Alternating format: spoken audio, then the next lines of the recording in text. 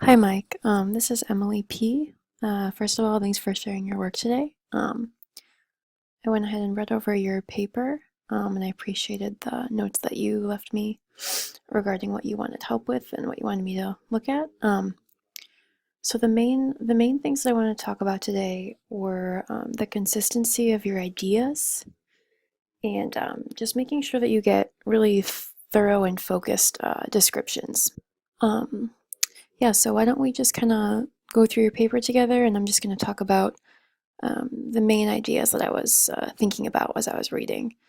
Um, so in this first paragraph, I think you do a good job of sort of describing how you think of yourself, and I think it's great that you point to the things that do make you privileged. However, in this first paragraph, this first sentence, I was a little confused because you mentioned things that when I hear them, I don't think of and like the white privilege, right? Or of and being an epitome of white privilege, like Jewish and Romanian. Um, so those just sort of stuck out to me. So I wondered if maybe you could, start this by saying, I am the epitome of white privilege, or in a lot of ways, I am the epitome of white privilege, and then, white 20s, um, male, cisgender, straight, able-bodied English, like all of those things are great. And then sort of bring in being Jewish and Romanian after that. I think that might make a more interesting discussion of, and you sort of um, like distinguishing the different parts of your identities, right? Um, and I also had a question about this term central identities. To me, that sort of seems like you were trying to say privilege. Um, if this is a term that you use in class, I would recommend identifying it for us here and describing it. I think that would let confuse your reader less. Yeah.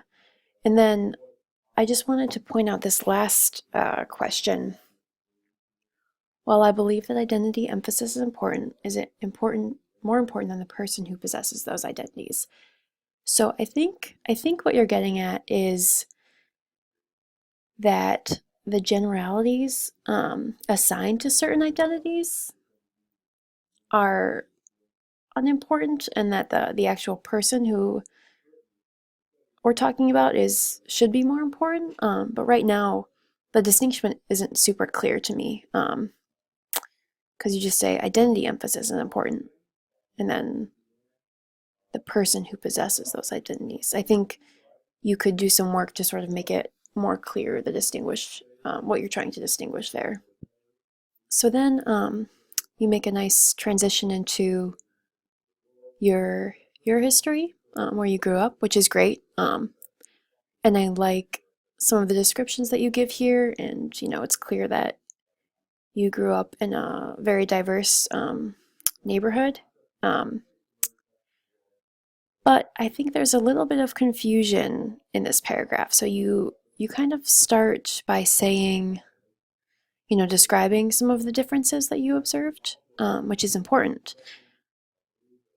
But then here at the end, you sort of confuse me because you kind of made it seem like you don't see color, right? Like you don't see color, and that's not what I'm getting here, right? Like you're talking about all of the differences and the kids that you went to school with, and how you were conscious of the luxuries that your parents got to give you and that these kids didn't have. And then we get here, and you're talking about never feeling guilty. Race meant nothing to you, and I don't think that it does. I think it does mean something to you, right? Like going back to what you wrote up here and throughout your paper, it seems like it really has affected you.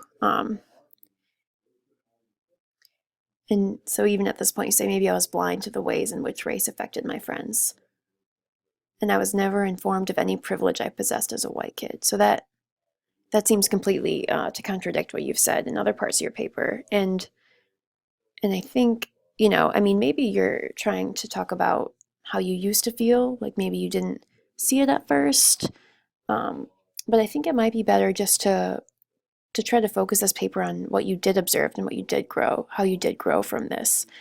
Um, And so this is where I'm sort of getting at with keeping your ideas a little bit more consistent. So maybe, you know, in this first paragraph, you keep with the discussion of, you know, your history and where you grew up. Um, and then I just don't think closing it like this is quite what you're going for. I think it might be better to say something more about how this has affected your outlook today. So I really like this discussion of skateboarding and how that sort of gave you a unique look at all of the different walks of life in DC. Um, However, I feel like you have like got to a topic that seems like you have a lot to say about it. But I think you should give us some more like specific descriptions of some of these experiences, right? I think that would be really appropriate to this paper. So I'm just going to read you a sentence that sort of stuck out to me, and as a place that you could really go into more depth about what this looked like. So, as my friends and I traveled through the city, I was exposed to the harsh realities of city life, poverty, and rough city life. So, we get it, right? It's harsh, it's rough. You sort of repeat yourself in this parentheses, and instead of just sort of bracketing this off here, I think you should maybe tell us like a specific experience about that, right? Like, did something ever happen that is especially memorable to you that you could share with us? I think that would be really interesting, and it would also be a really great description of how you did grow and what you did learn about race through growing up in DC. I also thought this was a very interesting thing that you bring up at the very end. They showed me a world that most white kids can only hope to understand through literature and most likely not by experience. Because that is, you know, that's pretty true. I think a lot of races have very different experiences, and we often can't really share them with each other because we're so segregated, as sad as the reality is. But yeah, I think that that was an interesting thing that you brought up. Maybe worth more reflection. I don't know, it's up to you. Um, and so here, shortly after that, you say, before I talk about how I benefited from being white, I must touch on my identity as being white. So I'm not really sure personally what the difference is between those two things. And it also kind of seems to me like you have been talking about um, how you benefited from being white and your identity as being white. Um, and then we kind of get that contradiction again about being white means almost nothing to me because, you know, you've been spending a lot of time above talking about being white and how your whiteness has made your experience starkly different from those around you in DC. Um, so I just think that again, trying to focus on not belittling the difference or not belittling the effect that race has had on your background because, you know, from the rest of this paper, we really are sort of getting that it has been important to you.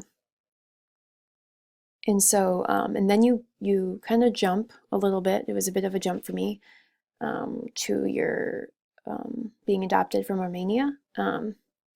Seems like you've overcome a lot, right? And so it seems like you have a lot to talk about here. Like there's a lot of background that you have, and it almost felt like it was just sort of sandwiched into this paper. So I'm not sure if this part about being Romanian and being adopted should come maybe at the beginning of your paper, and then you can focus the rest of it. Keep that focus on your background in DC, and then you know where you've come. It just seems right now like these things sort of jump around. And then you get into a pretty interesting discussion of how your attitude about all of these experiences has affected you at DePaul. And it seems like you're going through a lot of confusion about how you talk about race and how you talk about difference. And so it's particularly interesting to me because you are asking these important questions um, that really sort of demonstrate your like thinking and reflection on this topic, and how your situation in school right now is sort of made you really confused about a lot of things that you used to think you knew about yourself. And then I'm just going to scroll to the end here. You all of a sudden come to this conclusion. You have answered some of these questions, right? I am not a racist. My life has given me a unique and valuable perspective on the subject. So this sort of makes me wonder if you have a very different, or maybe a sort of confused way of talking about race, and that's something that these conversations with DePaul students and you has sort of further confused. And I think that's really interesting, and I think that that confusion is only going to lead to more growth for you, and this writing this paper will too, I think. So to sort of recap some of like my main suggestions for you as you revise this is I think you should kind of take a step back and look at all of these different things that you've written about race, right? You bring experiences from the ways that you're privileged with, which are important. You bring the discussion of how you're not privileged, you're Romanian and also Jewish, and then you talk about a lot of your history in DC, which seems pretty relevant. And then you also talk about like today. So I think if you take a step back and sort of think about the most important things that you talk about, and then try to work out the order that you want to talk about those things. And instead of jumping around from each one, I think you should try to focus on one or two experiences from each of those chapters of your life that seem the most relevant, that you can really truly reflect on for us. And